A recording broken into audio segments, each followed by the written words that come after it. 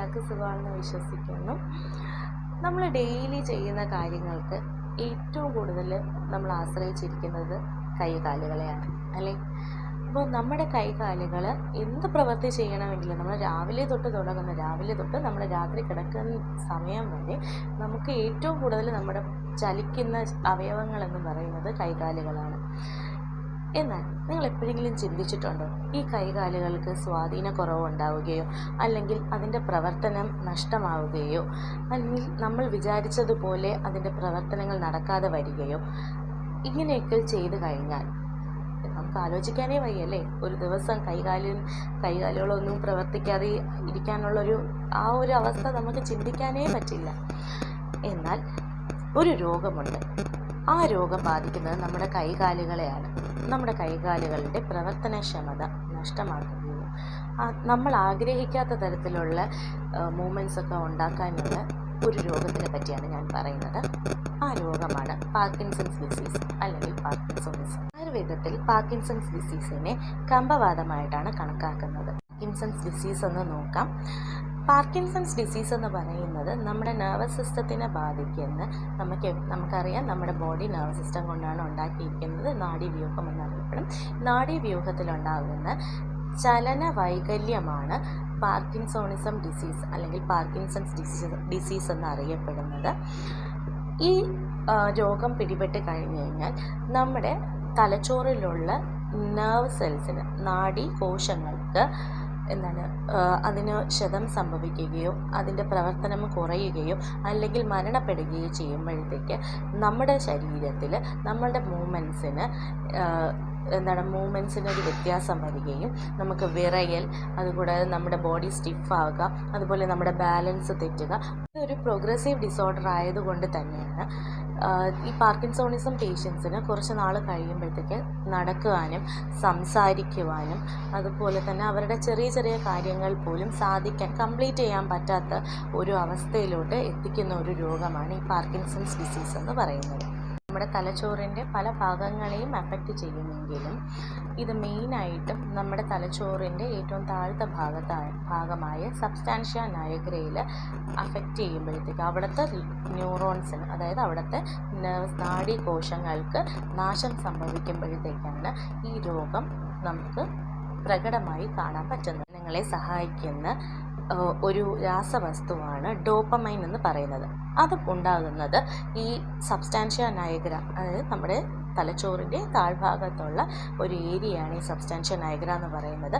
ആ ഏരിയയിലുള്ള ന്യൂറോൺസിന് ഡാമേജ് സംഭവിക്കുമ്പോഴത്തേക്ക് അവിടുത്തെ ഈ ഡോപ്പമൈൻ പ്രൊഡ്യൂസ് ചെയ്യുന്ന സെൽസുകൾ നശിക്കുമ്പോഴത്തേക്ക് നമ്മുടെ മൂവ്മെൻറ്റ്സിനെ അത് സാരമായി ബാധിക്കും. ഞങ്ങൾ തെളിയിക്കുന്നത് കമ്പവാതം ഉള്ള ആളുകളിൽ 60-80% വരെ ഡോപ്പമൈൻ പ്രൊഡ്യൂസ് ചെയ്യുന്ന നെർവ് സെൽസുകൾ നശിച്ചിട്ടുണ്ടാവും എന്നാണ്.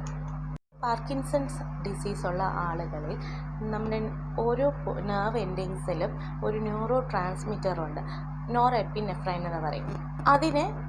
അതിന് നാശം സംഭവിക്കുകയും അതുകൊണ്ട് നമ്മുടെ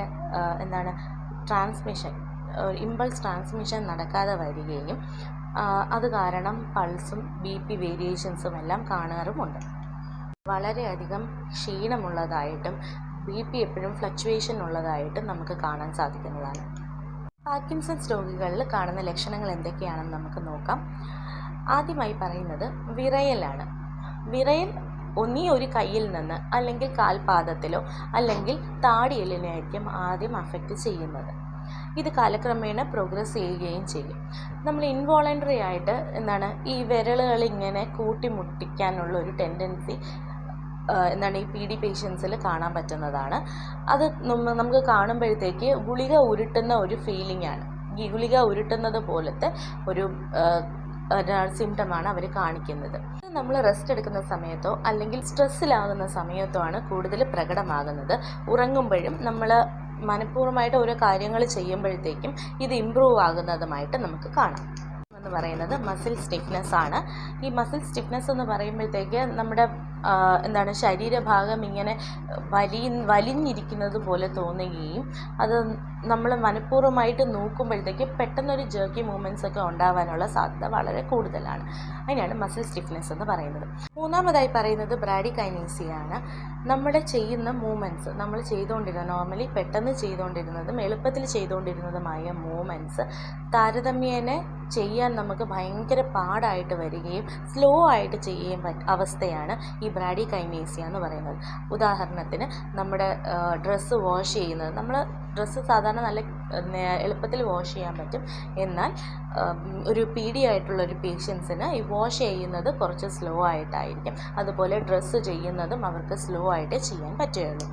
ഇതായി പറയുന്നത് പോസ്ചറൽ ഇൻസ്റ്റെബിലിറ്റിയാണ്. PD ഉള്ള പേഷ്യൻസിന് ബാലൻസ് ചെയ്യാൻ, അതായത് അവരുടെ പോസ്ചർ ബാലൻസ് ചെയ്യാൻ വേണ്ടി വളരെയധികം ബുദ്ധിമുട്ടാണ്.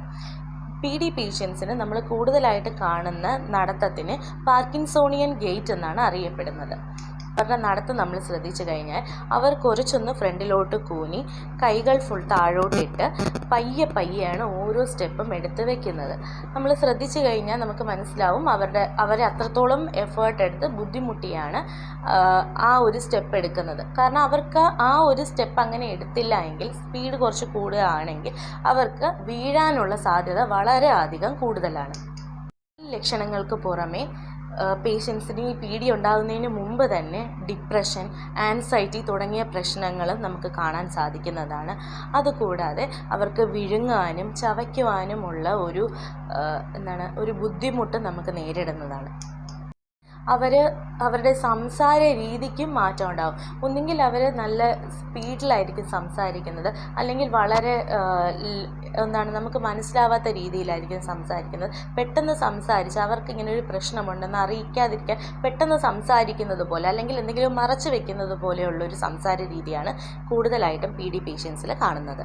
സിസ്റ്റത്തിനെ ബാധിക്കുന്നത് കൊണ്ട് തന്നെ ഇവർക്ക് യൂറിനറി പ്രോബ്ലംസും അതേപോലെ കോൺസ്റ്റിപ്പേഷനൊക്കെ വരാനുള്ള സാധ്യത വളരെ കൂടുതലാണ്. ഉറക്കത്തിന് പ്രശ്നമുണ്ടാവുകയും ഉറങ്ങാനുള്ള ഒരു ബുദ്ധിമുട്ടും നേരിടുന്നതാണ്.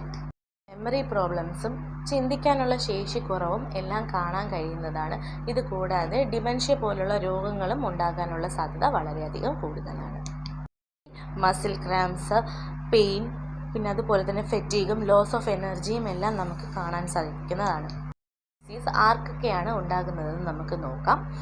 ഏജ് റിലേറ്റഡ് ആയിട്ട് ഏജ് പറയുകയാണെങ്കിൽ 60 വയസ്സിന് മുകളിലോട്ടുള്ളവർക്കായിരിക്കും സാധാരണയായി കാണുന്നത്.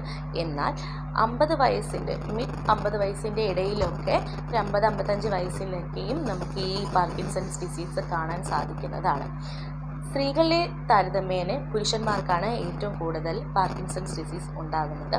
പിന്നെ പാരമ്പര്യമായിട്ടും ഈ രോഗം ഉണ്ടാവാം. കാരണം അച്ഛനും അമ്മയ്ക്കും ഉണ്ടെങ്കിൽ മക്കൾക്കും പാർക്കിൻസൺസ് ഡിസീസ് വരാനുള്ള സാധ്യത വളരെയധികം കൂടുതലാണ്.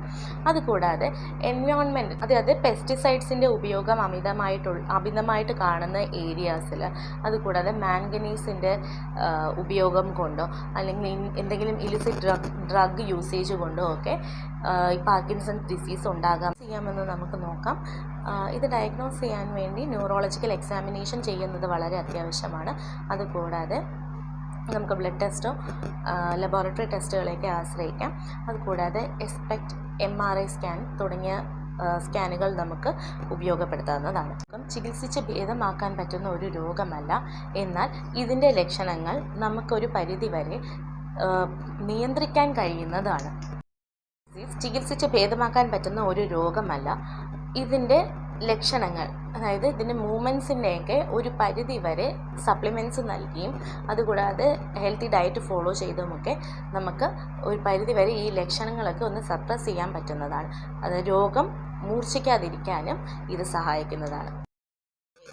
നല്ല ഹെൽത്തി ആയിട്ടുള്ള ഡയറ്റ് ഫോളോ ചെയ്യുക, ഹൈ ഫൈബർ ആയിട്ടുള്ളതും ധാരാളം വെള്ളം കുടിക്കുകയും അവരുടെ ഗട്ട് ഹെൽത്ത് മെയിൻറ്റെയിൻ ചെയ്യുകയും ചെയ്യണം. അതുകൂടാതെ ഉള്ള പേഷ്യൻസ് ധാരാളമായി വെള്ളം കുടിക്കുക, പിന്നെ അതുകൂടാതെ നാരുകളടങ്ങിയ ആഹാരങ്ങൾ കഴിക്കുക, ഹെൽത്തി ആയിട്ടുള്ള ഡയറ്റ് ഫോളോ ചെയ്യുക, omega-3 ഫാറ്റി ആസിഡ്സ് അടങ്ങിയ ഫുഡുകൾ കഴിക്കുക, അതുകൂടാതെ ആൻറ്റി ഓക്സിഡൻറ്റ്സ് ധാരാളമുള്ള ഭക്ഷണങ്ങൾ ശീലമാക്കുക, വൈദ്യസഹായം തേടുക. അഭിപ്രായങ്ങളും നിർദ്ദേശങ്ങളും എന്നെ കമൻറ്റ് ബോക്സിൽ ഇടുക. കൂടുതലായിട്ട് വീഡിയോസ് അറിയാനും കൂടുതലായിട്ട് ചികിത്സകൾ വേണമെന്ന് ആഗ്രഹിക്കുന്നവർക്കും എന്നെ കോൺടാക്റ്റ് ചെയ്യാവുന്നതാണ്. എൻ്റെ കോൺടാക്റ്റ് നമ്പർ ഞാൻ താഴെ കൊടുത്തിട്ടുണ്ട്.